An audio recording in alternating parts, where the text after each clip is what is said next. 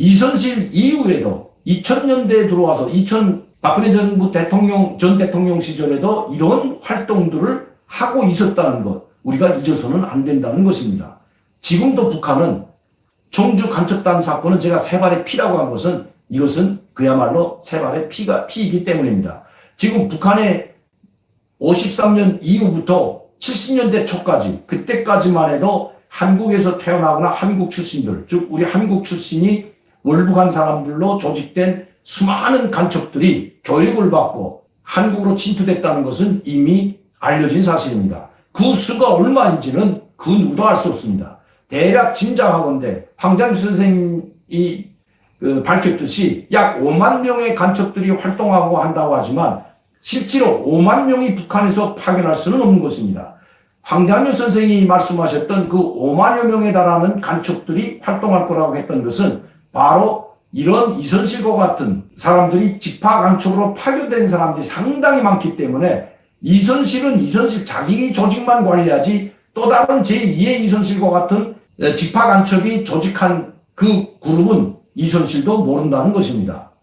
서로 부서가 다르고 서로 침투 경로 또 침투하는 방법 그리고 공작 방법상 서로 모르기 때문에 이선실은 이선실 자신만이 아는 조직을 꾸리고 또 다른 제2의 제3의 제4의 이선실과 같은 이런 직파 간첩들은 자기들 나름대로 임무를 받고 여기에 조직을 꾸린다는 것입니다. 어제도 말씀드렸지만 이런 직파 간첩들, 고정 간첩들은 북한에서 상당한 교육을 받고 돈을 많이 들여서 교육한 사람들이기 때문에 테러, 암살과 같은 요기에는 북한에서 사용하지 않는다는 건 말씀드렸습니다.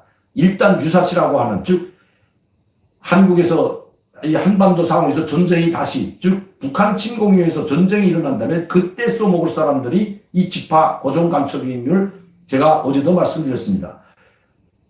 그래서 제가 여러분들께 말씀드린 것은 이 청주 간첩단 사건은 세발의 피라는 것입니다.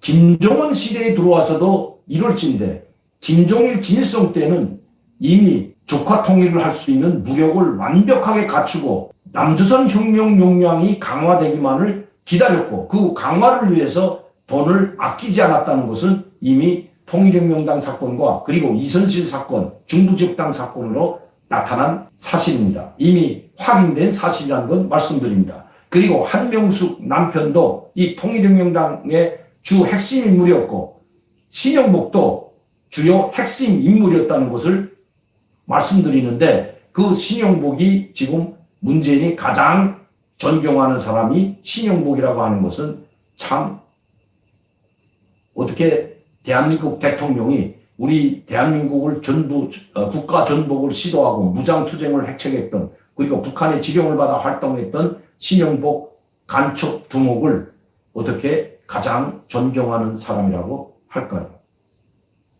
우리가 이 북한의 간첩들의 실태 60년대부터 70년대, 80년대, 90년대 오기까지 또 2000년대 이석기 사태, 이번에 청주 사태를 보면서 결국 김정은이나 김일성, 김정일 때도 마찬가지로 김정은 역시 조카 통일 야욕을 버리지 않았다는 것 결코 잊어서는 안 된다는 것입니다. 먼 옛날의 이야기가 결코 아니라는 것입니다. 그리고 그들은 아직도 그런 야망을 가지고 그런 무서운 음모와 조직을 하고 있다는 것입니다. 여기에는 돈을 아끼지 않습니다.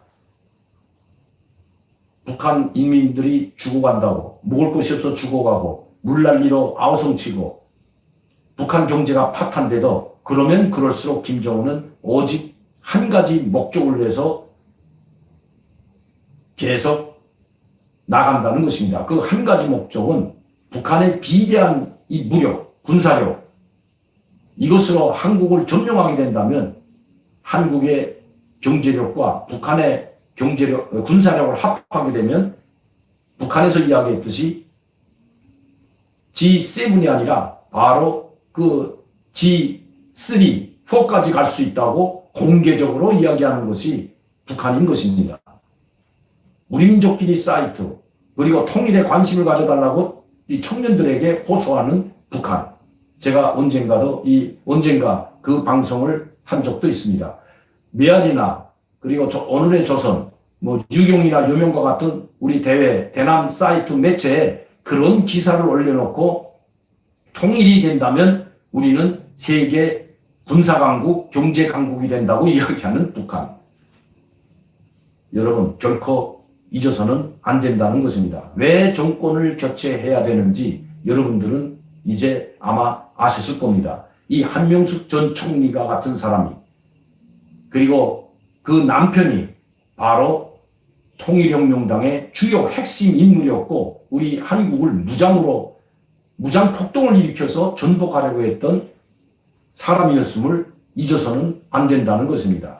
그런 사람들이 지금 문재인 대통령 주변과 우리 정부 각 부처마다 그리고 국방부나 국정원이나 이런 각각 곳곳에 포진되어 있다는 것 이미 다 알려진 사실입니다.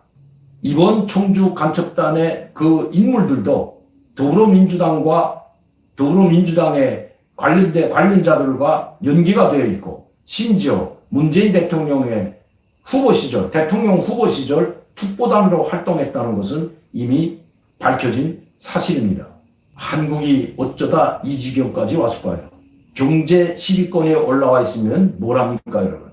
국가 안보와 국민의 안전이 병각에 달린 것도 모르고 정권 교체를 열망하는 우리 국민들, 그리고 자유민주주의와 그리고 시장경제, 인권, 자유를 지키려는 우리 국민들의 열망이 바로 정권 교체로 나타나야 한다는 것입니다. 구체적으로 오늘은 좀 짧게 말씀드렸지만 제가 1편, 2편으로 해서 이제 이미 나타난 자료들 또 나타나지 않은 자료들을 하나하나 종합해서 여러분들께 말씀드리려고 합니다. 매일 말씀드리는 것이 아니라 또 자료를 확보하고 또 확인하면서 이런 지금 북한이 어떻게 우리를 조카 통일을 하려는지 어떻게 한국을 무너뜨리려고 하는지에 대해서 여러분들께 말씀드리려고 합니다. 그리고 오늘은 북한의 대남공작기관의 실체, 그것도 조선노동당이 직접 지휘하는 대남공작기관의 실체에 대해서 여러분들께 간단히 말씀드렸고, 그리고 통일혁명당 사건, 그리고 중부지역당 이선실 사건, 이석기 사건을 간략해서 말씀드렸습니다. 그것이 먼 오전날의 이야기 아니라 바로 가까운 어제의 일이었다는 것 잊어서는 결코 안 될 것입니다. 이석기 사태만 보더라도 이것은 2016년도에 촉발된 사건임을 우리는 잊어서는 안 된다.